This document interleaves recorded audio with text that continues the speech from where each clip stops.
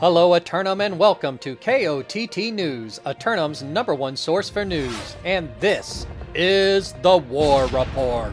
No change in the dynamic of Eternum last night, as both defending great houses managed to keep the enemy outside their forts for the entire duration.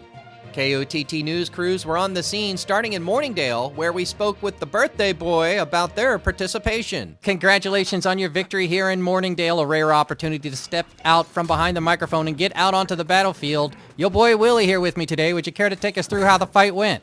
Yeah, of course, man. I'm not going to lie. It was a fantastic war. And obviously, just to let people know that I am going to be shot calling over here on the Globo Gem squad over here on the West Coast. And obviously, my big homie, Captain Snacks, and a couple others over here. Really awesome to see. We've been trying to get active over here. So, yeah, it's been awesome. And today was obviously a fantastic war, man. Oh, I'm glad to hear that. Was there anybody out there who really outperformed themselves while you were going about it? Of course, my whole squad, man. I mean, of course, my whole squad. You know, you can catch the stream, but, man, we were...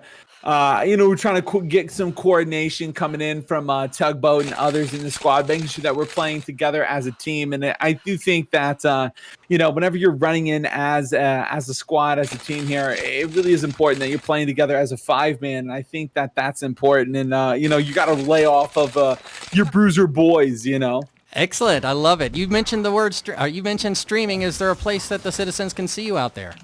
Of course, yeah, man. Over here on Twitch, I got your boy Willie, 2 eyes, don't forget. But, I'm out here 6 days a week. But obviously, going to be locking in here on the West Coast a little bit. I catch a lot of East Coast, but, now that I'm on the West Coast here, it's pretty fun to see that I can kind of get my licks in, kind of show people a little bit more of my calling, a little bit more of my organization coming in. And it's cool to see that Global Gym going to be trying to pop it off over here on the El Dorado side. Moments later in Reekwater, KOTT News were granted an interview by the always stoic one. Congratulations on your victory out here in Reekwater, maintaining the master fishing port town yet again. Would you care to tell us how it went down out there?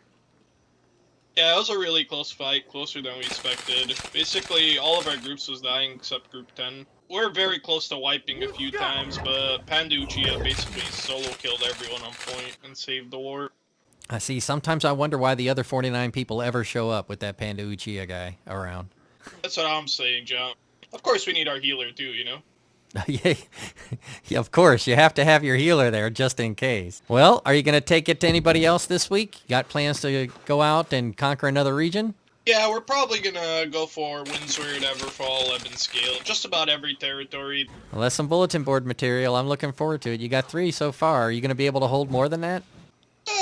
Well, I'll be solo holding Windsor by myself. I'll let the company handle the rest.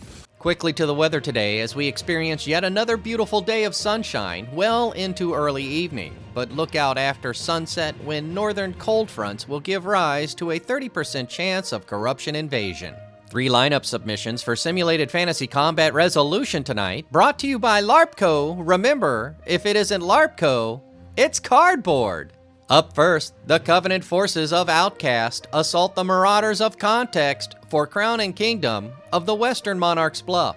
The Zealots of Outcast execute their right to rematch against the very foes that dethroned them 2 weeks ago, returning to assert their holy lineage. Utilizing the funneling properties of the Bluff, Context have held off some rather impressive forces of late, but will they fall back into choke management at all tonight? Later, the Marauders of Emotional Damage assail the Covenant forces of Outcast for control of the island's secondary oil reserves of Cutlass Keys. Emotional Damage are clearly the knockoff version of another intellectual property that itself routinely advertises knockoff products, making this sentence a knockoff joke. Outcast forces will be fully available for defense regardless of the outcome on the bluff, so in their second fight, they may be extremely hyped or extremely angry. In the nightcap, the Syndicate Serpents of Globo Gym attack the Marauders of D+ tier Dodgers for control of the bear-infested deep forests of Brightwood. Fresh off their hold in Morningdale last night, as reported earlier in this broadcast, Globo Gym switch gears and slither back into the bear caves for another workout. D+ tier Dodgers are up for a test tonight. If they perform as well as they did last time against this foe, they get a passing grade. But if they fail, they fail. Be sure to tune in for complete coverage and reactions from the citizens at 11. Until then, this has been War Correspondent JChalant, KOTT News. Emotional, damn it!